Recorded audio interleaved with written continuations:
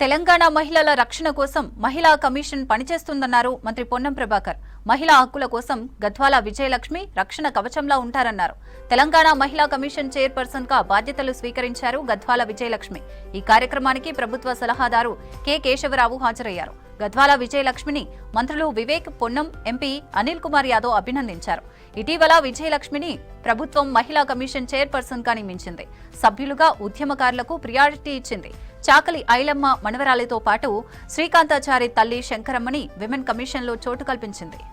రాష్ట్ర మహిళా commission chairperson గా శ్రీమతి గద్వాల విజయలక్ష్మి గారు మరియు ఇతర గౌరవ సభ్యులు నియామకం పొంది ఈరోజు పదవి బాధ్యతలు చేపడుతున్న సందర్భంగా తెలంగాణ రాష్ట్ర ప్రభుత్వం పక్షాన వారికి శుభాభినందనలు తెలియజేస్తా ఉన్నాం.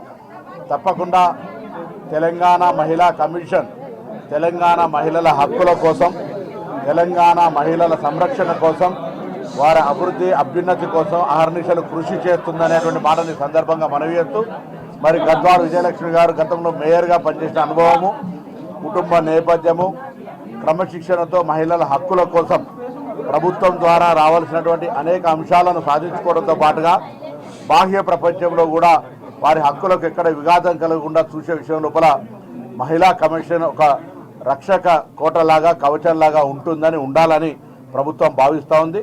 అందుకే గౌరవ ముఖ్యమంత్రి గారు ప్రత్యేకించి మరి ఈరోజు గద్వాల విజయలక్ష్మి గారి చైర్మన్గా మిగతా అందరికీ కొంత మహిళా సంఘాల సామాజిక సేవలో ఉన్నటువంటి మిగతా సభ్యులందరినీ కూడా నియమించడం జరిగింది. వారందరూ కూడా పేరు పేరున అభినందనలు. ప్రత్యేకించి చైర్మన్ గారి నాయకత్వంలో సభ్యులంతా కూడా కలిసి తెలంగాణ మహిళలకు మేము అండగా ఉన్నాము అనేటువంటి విశ్వాసాన్ని కలగజేయడం ద్వారా తెలంగాణ మహిళలు స్వేచ్ఛగా వారి యొక్క ఆకాంక్షలకు అనుగుణంగా తెలంగాణ ప్రభుత్వ కార్యక్రమాల్లో భాగస్వాములు కావాలని సందర్భంగా కోరుతూ అందరికీ అభినందనలు. మేమందరం కూడా మాకు ఏ సమస్య ఉన్నా, చిన్న సమస్య ఉన్నా, పెద్ద సమస్య ఉన్నా కూడా అక్కతానికి వెళ్ళి మా పొలిటికల్ సమస్య కావచ్చు లేదంటే పర్సనల్ సమస్యలు కూడా పోయి అక్కతో మేము అందరం కూడా డిస్కస్ చేసుకుంటాం. మరి అలాంటిది హైదరాబాద్ నగరానికే ఈరోజు విమెన్స్ కమిషన్గా అక్క ఎన్నికైందంటే నిజంగా కూడా రాబోయే రోజుల్లో హైదరాబాద్ నగరంలో ఎలాంటి మహిళలకు సంబంధించిన ఎలాంటి ఇబ్బందులు జరగాయని నాకు పూర్తి నమ్మకం ఉంది. ఒకవేళ మహిళలకు సంబంధించిన తెలంగాణలో మహిళలకు సంబంధించిన ఎలాంటి ఇబ్బందులు జరిగినా కూడా విజయలక్ష్మి అక్క వాళ్ళని క్షమించేదని కూడా ఈ సందర్భంగా అందరికీ చెప్తున్నా.